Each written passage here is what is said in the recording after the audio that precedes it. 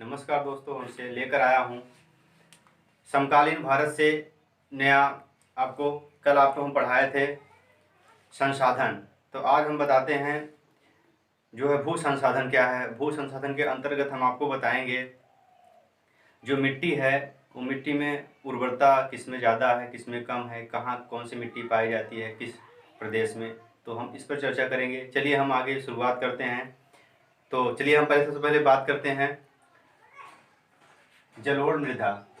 देखिए, जलोढ़ मृदा जो है नदी द्वारा लाया गया रेत चिकनी मिट्टी से मिलकर बनती है। देखिए, ये नदियाँ जो है हमारी नदी है, 3 नदियाँ हैं जिससे ये वहाँ से लेकर मिट्टी जो है बहकर मिट्टी आई है। 3 नदियाँ हमारी कौन कौन सी है? सिंधु, ब्रह्मपुत्र और गंगा नदी। तीनों नदियों द्वारा ये तीनों नदियाँ जो है काफ़ी उपजाऊ ज़मीन जो है, सबसे ज़्यादा उपजाऊ ज़मीन यहीं तीनों नदियों द्वारा लाया गया मलबा हम कह सकते हैं उन्हीं के जरिए, क्योंकि यहाँ पर इन तीनों नदियों के किनारे ही ज़्यादा से ज़्यादा सबसे ज़्यादा नगर बसे हुए हैं। क्योंकि ये नदियाँ जहाँ जाती थी वहाँ पर अच्छी उपज और अच्छी पैदावार देकर जाती थी, जिसके कारण वहाँ के व्यक्ति जो है वहाँ बसना स्टार्ट किए और वहाँ का पॉपुलेशन ज़्यादा बढ़ता चला गया। तो ये मिट्टी जो है जलोढ़ मृदा की खासियत बहुत ज़्यादा है। चलिए, नदी द्वारा लाया गया रेती चिकनी मिट्टी से मिलकर बनती है। ये बांगर और खादर दो जो है मिट्टी लाई थी, वो नदी द्वारा बहकर आई थी। पहला हमारा क्या है? बांगर। बांगर जो है, बांगर को पुरानी मिट्टी हम कह सकते हैं, और खादर जो है नई मिट्टी, यानी जो है पुरानी नदियों द्वारा जो आया गया था वो बांगर है और ये खादर। बांगर जो है वो बड़े, इसमें इस मिट्टी में बड़े बड़े कण होते हैं, और जो खादर मिट्टी है उसमें महीन कण होते हैं मिट्टी के। तो उपजाऊ खेती और सघन आबादी समर्थन, यानी जहाँ पर उपज ज़्यादा होगा वहाँ पे आबादी भी ज़्यादा होगी। ठीक है, तो वहाँ पर क्या क्या उपज होती है? धान, गेहूँ, गन्ना के लिए आदि उत्तरी मैदान, जैसे डेल्टा, जहाँ पर डेल्टा नदियाँ बनाती है। डेल्टा आप लोग जानते होंगे, जहाँ पर नदियाँ डेल्टा बनाती है वहाँ की मिट्टी जो है बहुत ज़्यादा उपजाऊ होती है। ठीक है, अपने जैसे यहाँ गंगा जमुना, और अभी आपको बताएं गंगा है, ब्रह्मपुत्र है और सिंधु नदी है। इन तीनों के बीच में जो डेल्टा बना हुआ है, ये नदियों के बीच में जो उपजाऊ जमीन बहुत ज़्यादा है। ठीक है, कौन क्या क्या ज़्यादा पैदावार होता है? धान, गेहूँ और गन्ना के लिए अत्यधिक है। ये उत्तरी मैदान और डेल्टा बनाती है।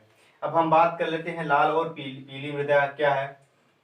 ये आग्नेय चट्टानों से लोहे के प्रसार के कारण लाल रंग दिखाई देती है। ठीक है, आग्नेय चट्टान, ये कैसी चट्टानों से ये बनी हुई है मिट्टी? वही आग्नेय चट्टानों से बनी हुई है, जो लाल रंग यानी लोहे की अधिकता होने के कारण ये कैसी दिखाई देती है? लाल कलर की दिखाई देती है। ठीक है, ये किस राज्य में अधिक पाई जाती हैं? जहाँ पर ये पहाड़ी क्षेत्र हैं, जैसे उड़ीसा और छत्तीसगढ़। ये यहाँ की जो मिट्टी है वो कैसी मिट्टी है? लाल और पीली मृदा है। ठीक है, अब हम बात कर लेते हैं मरुस्थलीय मृदा। मरुस्थलीय मृदा क्या है इसके बारे में हम लोग जान लेते हैं। रेतीली और लवणीय, ये जो इसकी खासियत है, इस मिट्टी में क्या क्या? रेतीली और लवणीय होती है। ये क्या है? शुष्क जलवायु, उच्च तापमान के कारण जल वाष्पीकरण अधिक होता है इसमें, यानी जल जो है ज्यादा वाष्पीकरण होता है, जल ज्यादा सोखता है ये। ठीक है, पश्चिमी राजस्थान, ये जो है पश्चिमी राजस्थान में ये मिट्टी अधिक पाई जाती है। किस राज्य में? पश्चिमी राजस्थान। अब हम लोग देख लेते हैं चौथा, काली मृदा। काली मृदा जो है लावा जनक शैल से बनी हुई है। लावा जनक यानी लावा आप लोग जानते होंगे, मैग्मा जिसको कहते हैं इंग्लिश में। ये आपका क्या है? जो मैग्मा है उसमें से क्या निकलते हैं?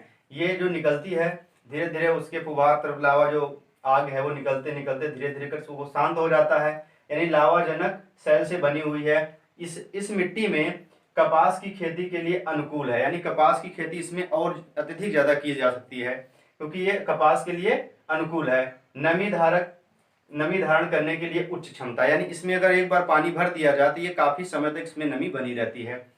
अब हम बात कर लेते हैं चूना, पोटास, मैग्नीशियम और कैल्शियम कार्बोनेट की अधिकता होती है इसमें। चूना और क्या क्या पाई जाती है इसमें? चूना, पोटेशियम, मैग्नीशियम और कैल्शियम कार्बोनेट की अधिकता ज्यादा होती है। अब हम लोग देख लेते हैं इसमें दक्कन के पठार, महाराष्ट्र, मध्य प्रदेश, छत्तीसगढ़, इन राज्यों में अधिक पाई जाती है मिट्टी, क्योंकि यहाँ पर ये काली मिट्टी के नाम से इसमें, क्योंकि वहां बोया जाता है क्या? कपास। कपास की खेती अधिक की जाती है। कौन कौन से राज्य में? महाराष्ट्र, मध्य प्रदेश और छत्तीसगढ़ में। आपको सबसे ज्यादा मिला होगा महाराष्ट्र में। तो हम अब बात कर लेते हैं पांचवा जो है लेटराइट मृदा। लेटराइट मृदा क्या है? लेटर का अर्थ होता है, लेटराइट जो है ये ग्रीक शब्द से बना हुआ है। इसके लेटर शब्द का अर्थ होता है ईंट।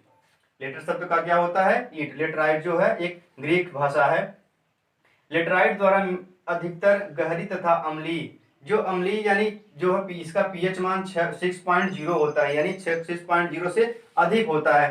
ठीक है, लेटराइट मिट्टी जो है ये है। और इस मिट्टी में पोषक तत्वों की कमी होती है, यानी इसमें पोषक तत्व बहुत से कम होते हैं, क्योंकि इसमें पोषक तत्व न होने के कारण उपजाऊ कम होती है। ठीक है, काजू जैसे फसलों के लिए उपयुक्त है। इसमें इस मिट्टी में काजू की खेती की जाती है, काजू उपज किया जाता है इसमें।